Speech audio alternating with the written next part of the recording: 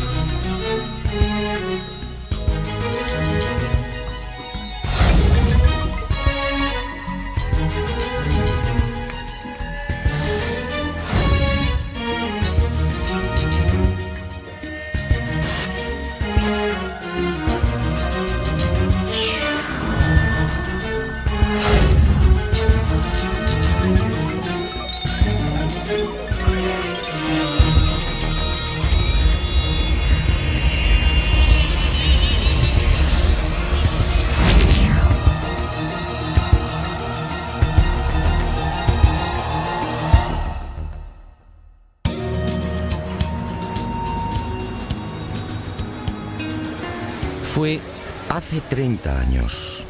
Aquí en Perú recibí el bautismo de fuego como investigador. Aquí, en una ciudad de Lima mucho más apacible y familiar, me enfrenté por primera vez al gran enigma de los ovnis.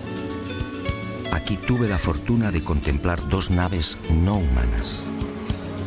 Y aquí, justamente, supe de otros formidables misterios. Las pistas de Nazca, las piedras grabadas de Ica y el candelabro de Paracas, entre otros.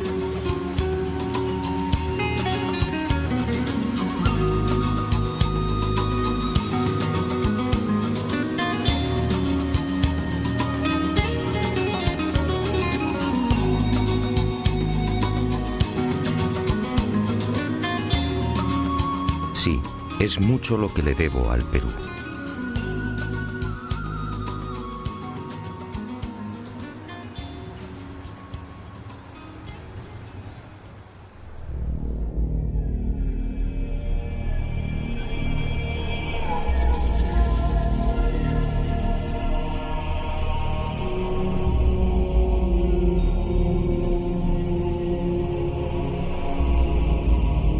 Candelabro de Paracas. Hace 30 años nadie supo darme razón del porqué de este gran tridente. Hoy la situación es la misma. Nadie sabe. Sus medidas son espectaculares. Longitud máxima 183 metros. Anchura de los brazos 3.2 metros. Profundidad de los surcos entre 1 y 1.2 metros. Y en la base un rectángulo de 20 por 14 metros.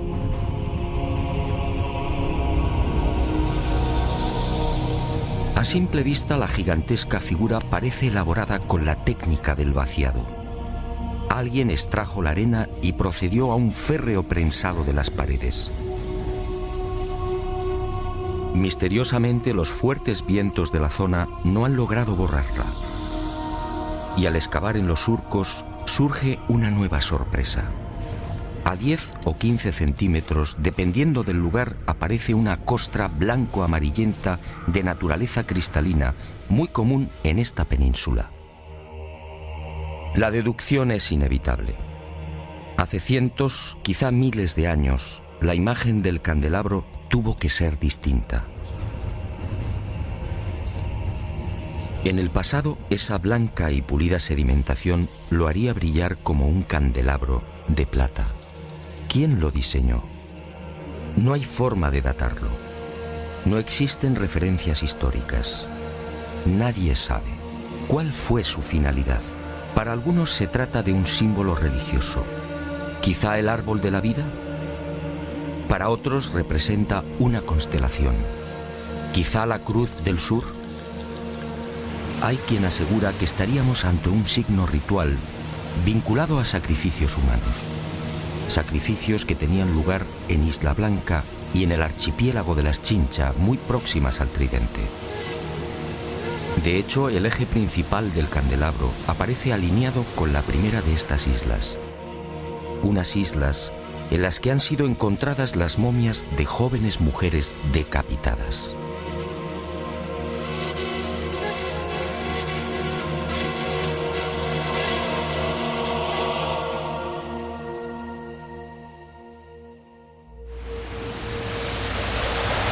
Para la mayoría de los estudiosos del candelabro, estas explicaciones son dudosas. Hay algo, sin embargo, en lo que todos coinciden. Por sus dimensiones y la estratégica ubicación sobre el acantilado, con una inclinación de 40 grados en relación al mar, el gran tridente parece dibujado para ser observado a distancia. En los días claros, la figura puede ser contemplada a 20 kilómetros. ¿Se trata, por tanto, de un especialísimo faro? ¿Estaríamos ante una señal indicadora? Sinceramente, no hay forma de saberlo. El eje central y principal del tridente señala al sur, exactamente al rumbo 180 grados. En otras palabras, es falso que el célebre candelabro de Paracas esté orientado hacia los míticos y sagrados lugares de Cusco, Machu Picchu, Tiahuanaco o Nazca.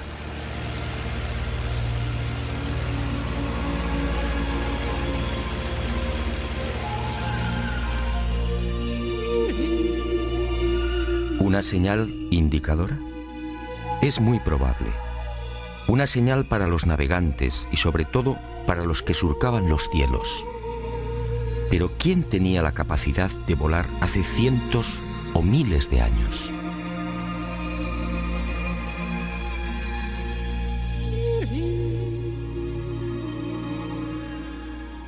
La pregunta parece absurda. ¿Quién podía volar en la antigüedad? Para la ciencia está muy claro. Ningún ser humano tenía la capacidad del vuelo hace miles de años. Yo, en cambio, no estoy tan seguro. Sígame y le mostraré algo desconcertante.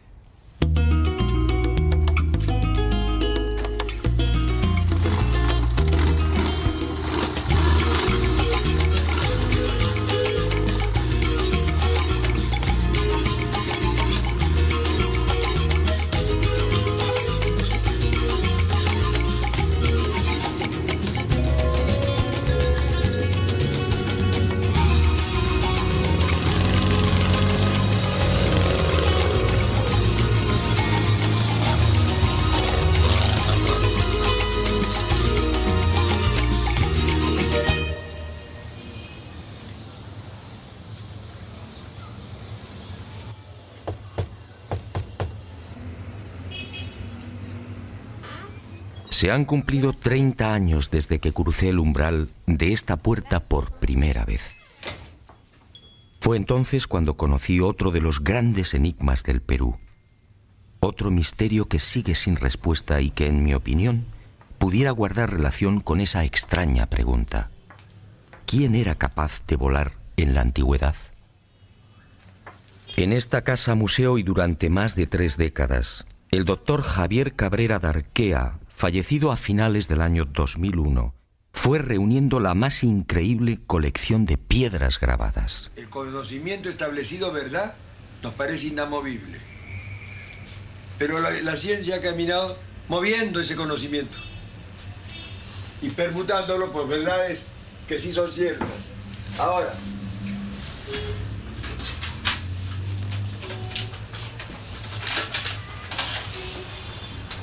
esos instrumentos que ha visto ahí. Ahí está. ¿Como el hueso, claro? Hueso humano, tibia humana. 11.000 piedras de todos los tamaños, con unos altorrelieves asombrosos. Toda una biblioteca lítica desenterrada en el vecino desierto de Ocucaje. Todo un tesoro arqueológico que, al parecer, le fue suministrado por los indios. Pero el doctor Cabrera murió sin que la ciencia reconociera su gran labor. Es verdad, sí. Y este es el... Y Lo mismo que salió en Japón, salió acá en Paracas. Ah, sí, es verdad, sí. Los seres que llevaban como una... En las piedras aparecen unos hombres realmente singulares. Son representados con grandes cráneos y con manos de 4 dedos, siempre sin pulgares. ¿Quiénes son estos seres? En opinión del doctor Cabrera, estaríamos ante una humanidad desconocida y remota que habitó la Tierra hace millones de años. Una humanidad, aseguraba el médico peruano, que alcanzó unos conocimientos y una tecnología extraordinarios y por razones desconocidas desaparecieron.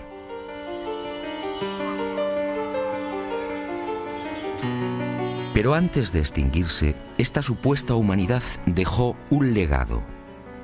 Miles de piedras grabadas con escenas desconcertantes.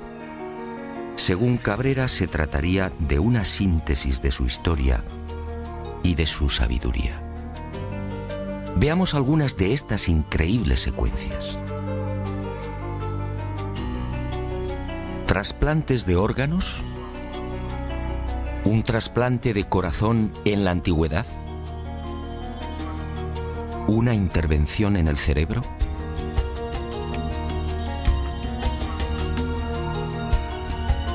¿Transfusiones de sangre? ¿Cesáreas hace millones de años?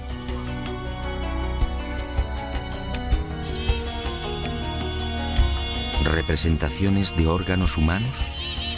¿Hígados? ¿Corazones? ¿Riñones? ¿Cómo es posible?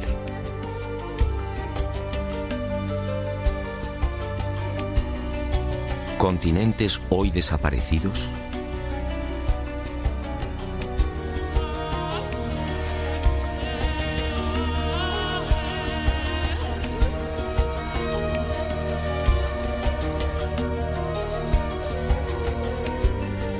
¿Animales antediluvianos? ¿Grandes dinosaurios? ¿Hombres conviviendo con dinosaurios? ¿Hombres aniquilando a estos temibles reptiles? ¿Cómo es posible si estos animales desaparecieron hace 65 millones de años?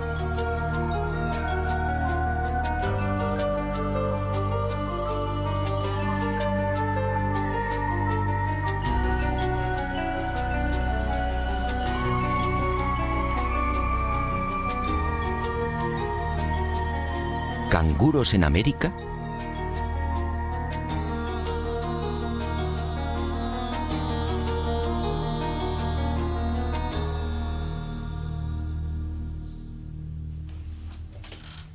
A lo largo de estos últimos 30 años, en las numerosas visitas a Ica y al desierto de Ocucaje, traté de descubrir el yacimiento del que supuestamente se extraían las piedras grabadas.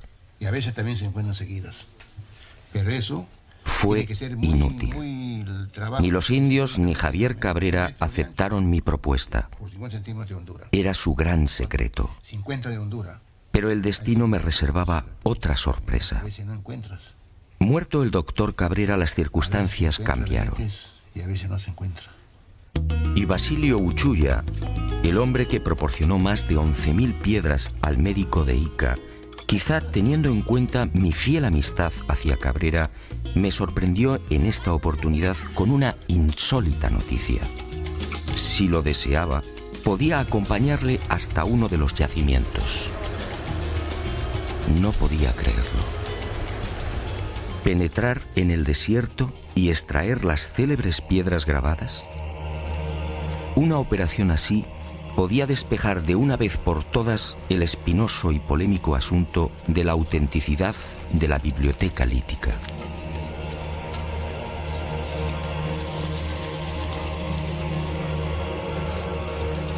Eran las 08 horas de un caluroso miércoles 16 de enero del año 2002. Y nervioso esperé.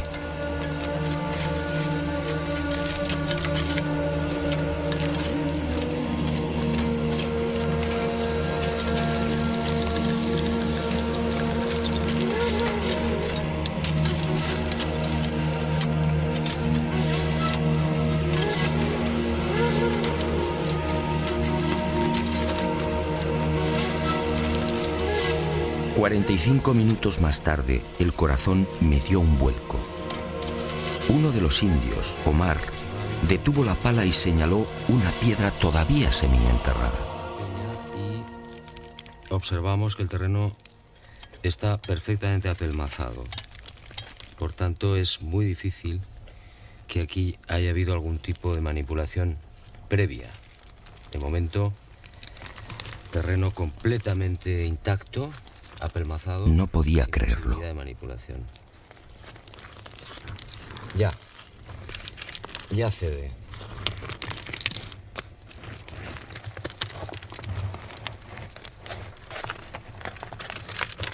Es pesada, grande, de unos 30 centímetros y probablemente de unos 5 kilos de peso por lo menos. Y le corta la cabeza Al dinosaurio. al dinosaurio. El dinosaurio con la desesperación pone la mano en el pecho y la otra la pone abajo. Eso es su pierna de él. Su otra mano que lindes corre a matarlo. Su plumaje. Y a este primer hallazgo le siguieron otros. Los indios descubrieron nuevas piedras grabadas a razón de una cada 10 minutos. Es la tercera Todas piedra ellas, que en encontramos apariencia, en habían sido aproximadamente sepultadas mucho tiempo 40 antes. minutos. La ha encontrado Omar, ¿no? Sí. Omar. Y vamos a proceder a la extracción.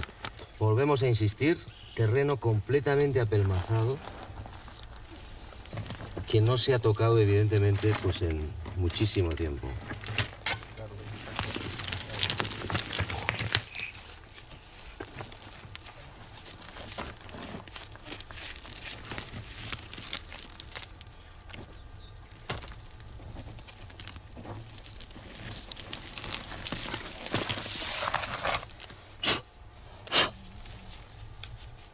Y se bota.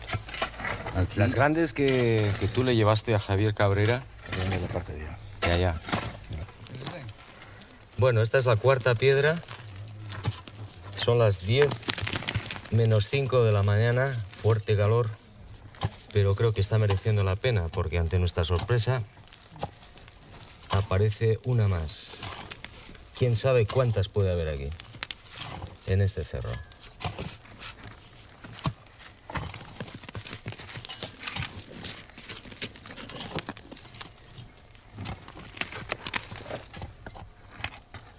Hoy, 16 de enero del año 2002, a las 10 de la mañana, en pleno desierto de Ocucaje, Basilio Uchuya ha accedido a llevar por primera vez a un equipo de televisión hasta uno de los yacimientos de las célebres piedras grabadas de Ica. Y nos hemos llevado la gran sorpresa. En 40 minutos han conseguido extraer 4 de estas misteriosas piedras. Este, sin duda, es un momento histórico. Aquella experiencia, sinceramente, me dejó perplejo No el tiempo, pero que no es de ahora. y sentí una extraña alegría. En cierto modo, esta primicia mundial venía a compensar muchas de las amarguras sufridas por el doctor Cabrera. Ahí sí puede ser. Basilio, Y brindé ¿por qué? por él y por la valentía y coraje que demostró en vida. Pero este importante hallazgo solo era el principio de una nueva investigación. Ahora debía someter estas piedras a toda una batería de minuciosos análisis. ¿Se trataba de grabados antiguos? ¿Estábamos ante una humanidad perdida y remota? Y el enigma de Ica se oscureció mucho más. ¿Quién podía volar en la antigüedad? En la biblioteca lítica de Ica aparece grabado con nitidez: hombres prehistóricos volando sobre grandes pájaros. ¿Los domesticaron? ¿Se trata de gigantescos reptiles voladores? ¿Y qué decir de estos pájaros de aspecto mecánico? ¿Qué quisieron representar? Y cuerpo humano. Entonces, un momentito. Ni qué decir tiene que la arqueología oficial no acepta las teorías y conclusiones del doctor Cabrera de Arquea. Para la ciencia, la humanidad, nuestra humanidad, es la única. Y ceñidos a esta premisa, los arqueólogos peruanos se niegan incluso a examinar las piedras grabadas. Poco importa que los informes solicitados en su día por el doctor Cabrera a diferentes laboratorios revelen una misma y antiquísima pátina en la totalidad de las piedras. Que es curvo, que es limitado.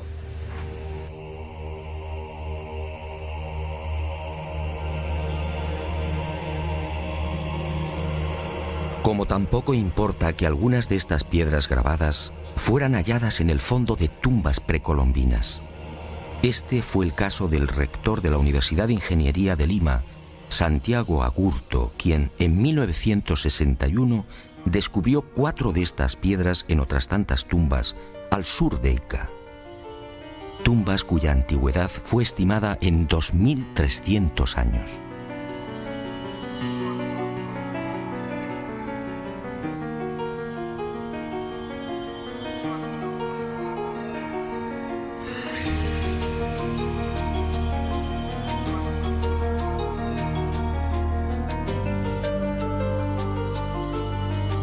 A mi regreso a España, como dije, varias de las piedras grabadas desenterradas en mi presencia fueron enviadas a 5 laboratorios pertenecientes a 4 universidades españolas y una canadiense.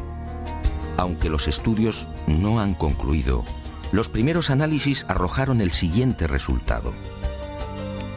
En algunas de las piedras, las zonas grabadas presentan una oscura pátina, consecuencia muy probablemente de un largo proceso de oxidación natural. En palabras sencillas, esos grabados no son recientes. Pero otros estudios en otras piedras han puesto de manifiesto que las incisiones presentan una clara factura moderna. Los grabados habrían sido ejecutados con medios mecánicos motorizados. En suma, según estos análisis, y por ahora, algunas de las piedras extraídas del cerro serían recientes y otras antiguas. El enigma, por tanto, sigue en pie.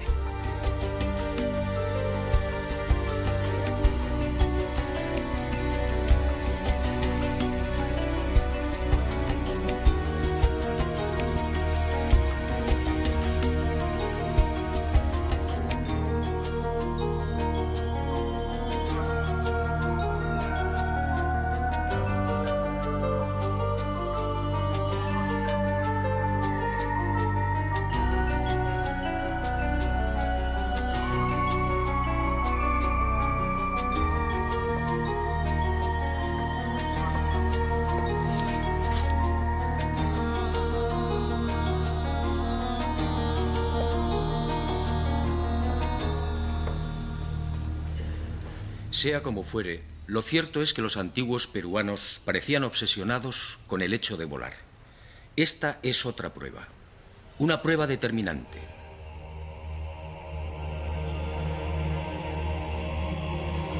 Guaco perteneciente a la cultura mochica, según los expertos fabricado hace 2000 años.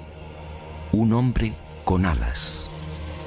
Unas alas claras y nítidas, sujetas al pecho con sendas correas.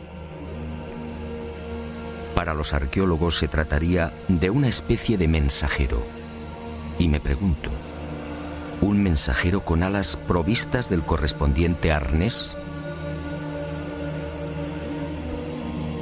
¿No es más lógico pensar en la representación de un hombre que podía volar?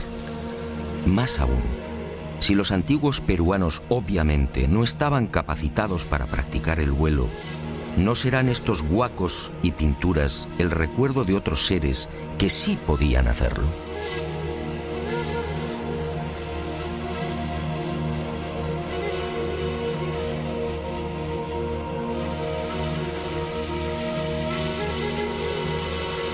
Dioses que sobrevolaron el Perú y que marcaron para siempre la memoria de los primitivos pobladores.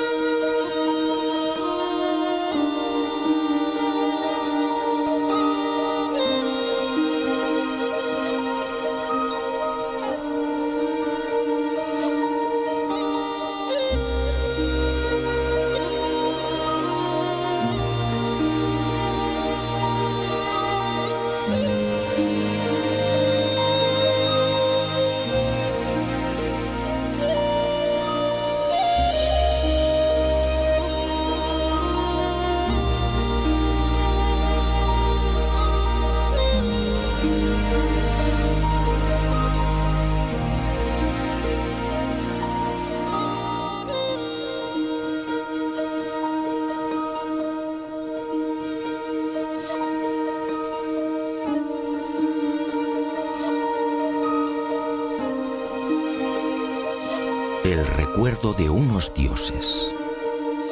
Quizás sea esta la explicación a las célebres y siempre fantásticas líneas y pistas que podemos contemplar en la desértica pampa de Nazca.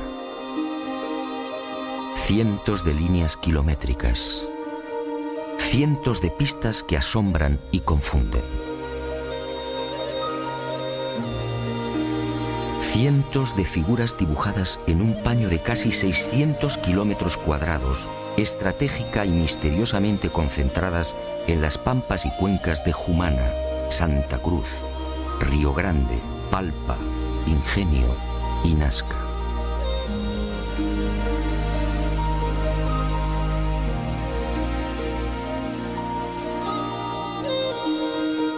Una formidable obra desarrollada quizá como homenaje, quién sabe si como reclamo, a esas criaturas que hace cientos o miles de años surcaron los cielos del Perú. Los hombres alados, dioses capaces de volar, seres superiores gobernando extrañas y luminosas máquinas, dioses que prometieron volver. Y los hombres ansiosos plasmaron sus deseos en la tierra, dibujando grandes figuras, unas figuras solo visibles desde el aire, unas figuras mitad oración, mitad grito.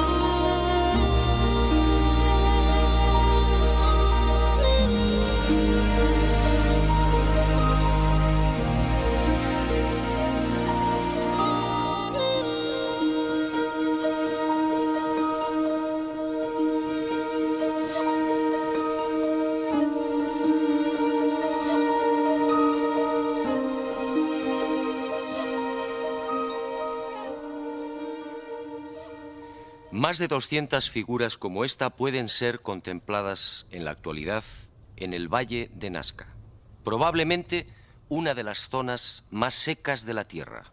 Aquí no llueve nunca, o casi nunca. La corriente de Humboldt en las costas del Pacífico, 3 grados por debajo de la temperatura del aire, es la responsable de esta extrema aridez. El índice de precipitaciones es realmente angustioso, apenas 1 centímetro cúbico al año. Y esas pocas gotas de agua se reparten en unos 30 minutos cada 2 años.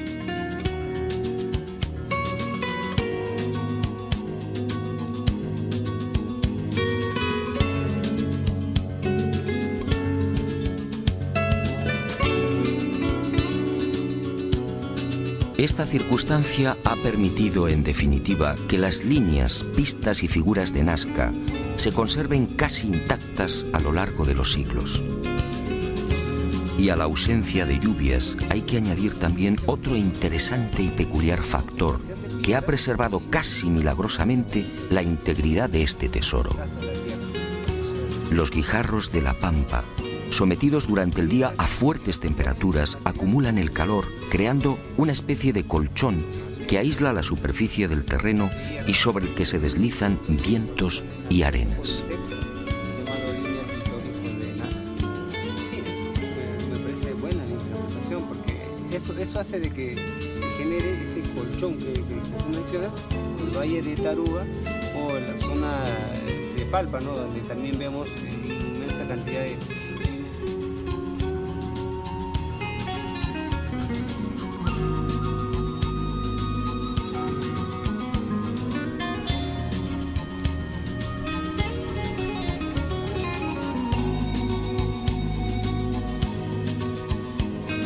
Amparados en estos dos importantes hechos, los creadores de las figuras hipistas solo tuvieron que proceder al barrido de la pampa para formar los dibujos. Al rayar la rojiza superficie del desierto, rico en hierro, aparece de inmediato una blanca capa de sílice, y el contraste de colores da vida a los formidables geoglifos. Los últimos estudios de datación, en especial los llevados a cabo por Percy Clarkson y Harry Hurton de las universidades de Winnipeg, en Canadá, y Nueva York, respectivamente, fijan la antigüedad de estos geoglifos en unos 500 años antes de Cristo.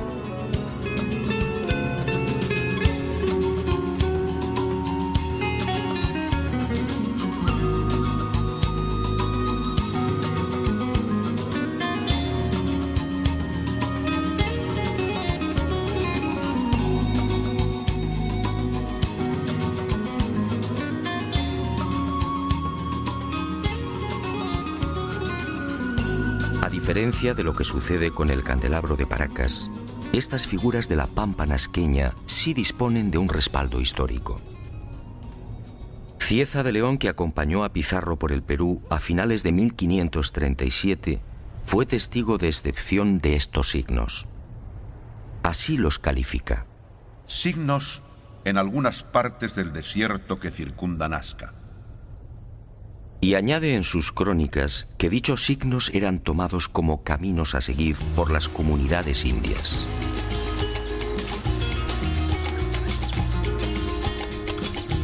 En esa misma época, otro español, el soldado Francisco Hernández, acampa durante una semana en Nazca y escribe en su diario: Los indios trazaban grandes líneas en el suelo.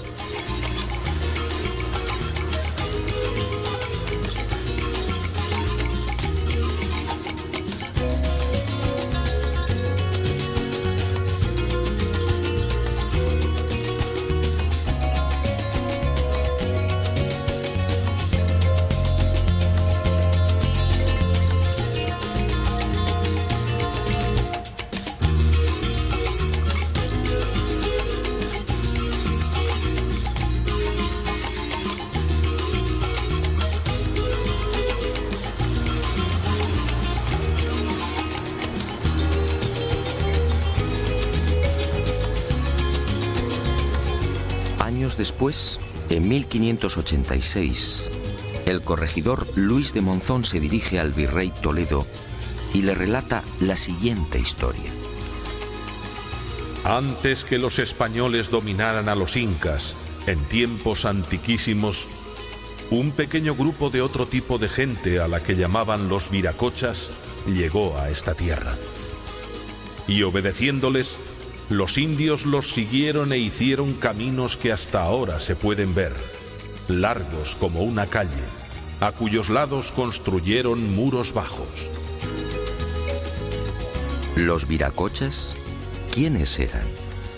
Cuando consulté a los indios, todos coincidieron.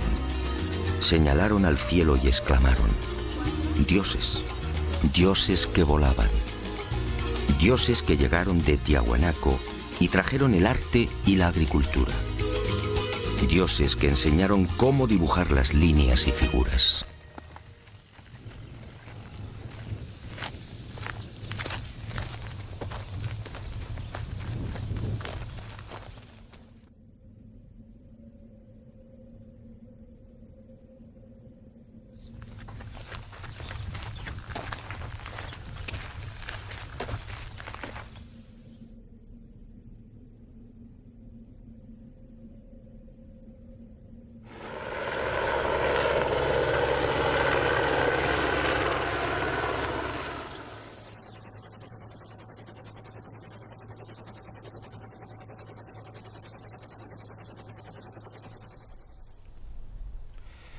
Pero además de estas célebres figuras, los antiguos pobladores de La Pampa crearon otros símbolos no menos misteriosos.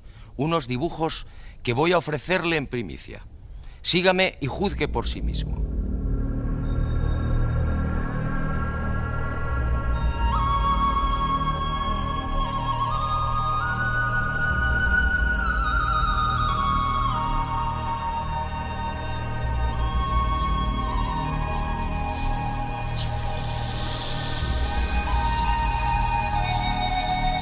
Al norte de la ciudad de Nazca, a poco más de 25 kilómetros, y entre los resecos arenales de Palpa, Ica y Ocucaje, este planeta encantado nos reserva otra sorpresa.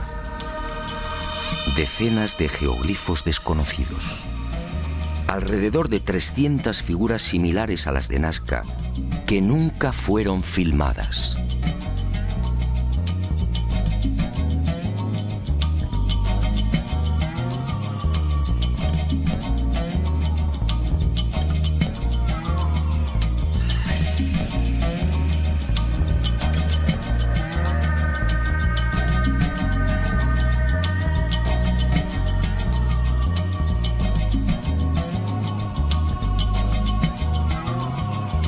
La huella de la serpiente. Más de 10.000 orificios de 1 metro de profundidad y 90 centímetros de diámetro que trepan por laderas y cerros. Nadie sabe qué significan.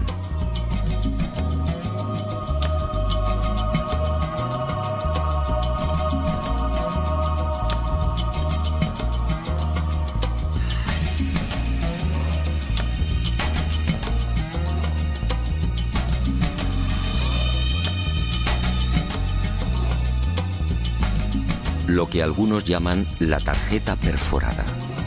Otra enigmática sucesión de puntos en forma de aspa, excavados a lo largo de 15 columnas o líneas paralelas. ¿Se trata de un sistema de navegación aérea? Nadie lo sabe. El gigante de cabeza cuadrada. Otro ser enigmático coronado con plumas o antenas. Una figura antiquísima, probablemente de mayor antigüedad que las de Nazca, que levanta los brazos mostrando unos objetos igualmente desconocidos. Y en las laderas de los cerros próximos, nuevos gigantes, seres que parecen saludar a quienes se acercan por el aire.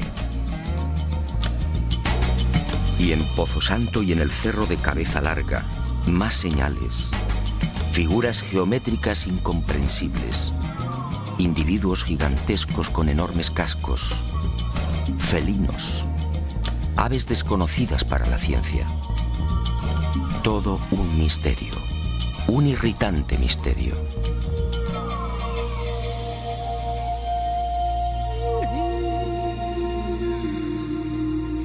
Y al igual que en el Valle del Ingenio, más líneas y pistas, cientos. Pistas de hasta 14 kilómetros.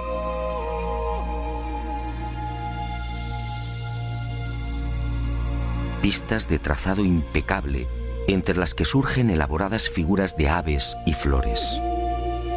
Imágenes que lamentablemente, como dije, están siendo destruidas por la mano del hombre.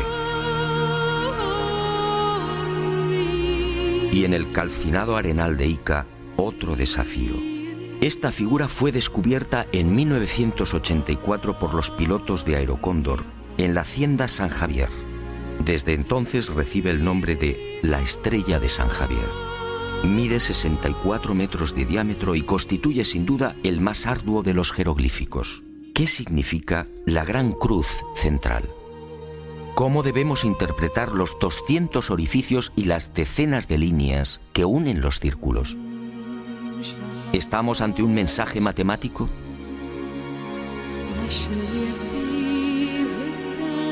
El repaso a esa otra Nazca, la Nazca olvidada, sería interminable. Y decidimos concluir con una figura que no precisa demasiados comentarios. Un colibrí de 50 metros de longitud, con algo muy especial sobre su cuerpo. Sí, todos los que lo contemplan coinciden. un avión. Un avión dibujado sobre el cuerpo de un colibrí. Alas rectas, morro puntiagudo y todo un timón de cola. Pero, ¿quién volaba hace 2000 años?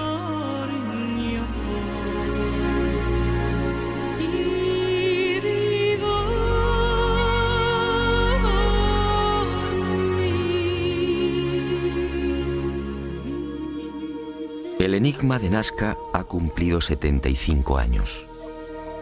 En 1927, el antropólogo Toribio Mejía era el primero en enfrentarse a este gigantesco y misterioso tablero.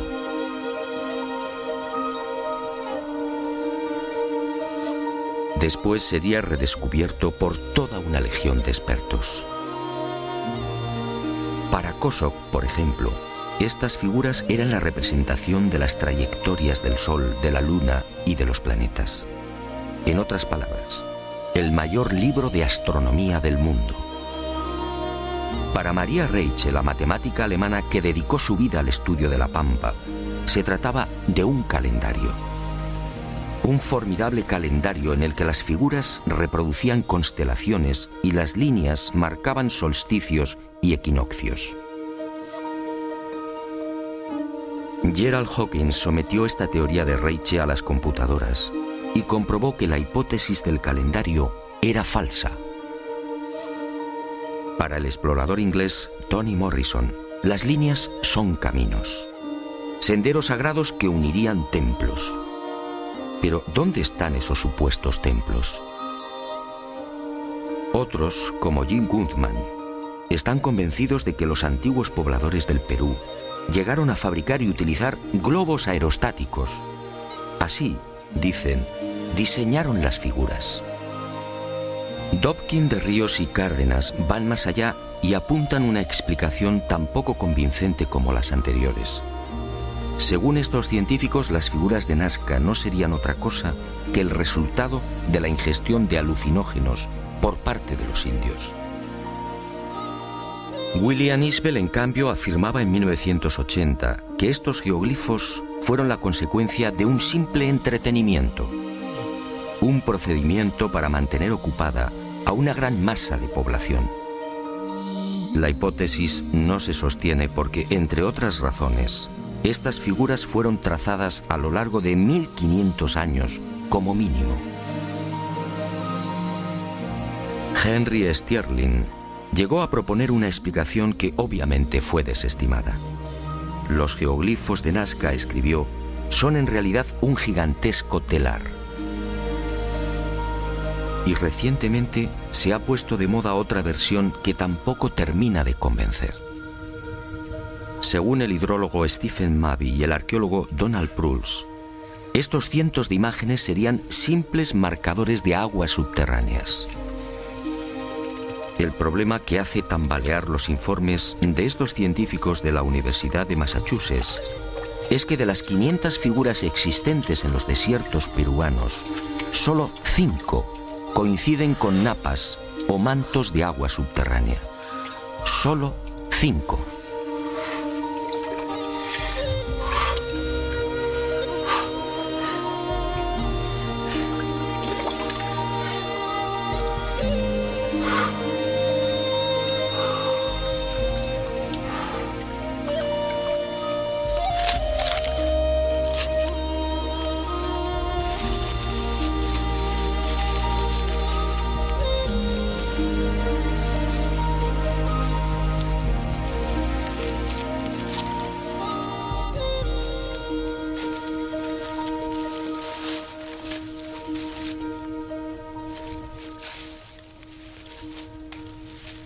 Es evidente que ninguno de estos investigadores y científicos se interesó jamás por la opinión de los indígenas. Yo sí lo he hecho. Y esta es mi conclusión. La tradición peruana dice: hace mucho tiempo, sobre esta pampa descendieron unos seres que podían volar. Fueron los viracochas, los dioses llegados del este. Unos hombres buenos que trajeron la paz, la concordia y el progreso. Y fueron esos dioses quienes dibujaron las primeras líneas y figuras. Después, nosotros, los hijos de los viracochas, seguimos su ejemplo y aprendimos a dibujar en la arena. Ellos lo verán algún día y regresarán, y regresarán, y regresarán, y regresarán, y regresarán, y regresarán, y regresarán, y regresarán.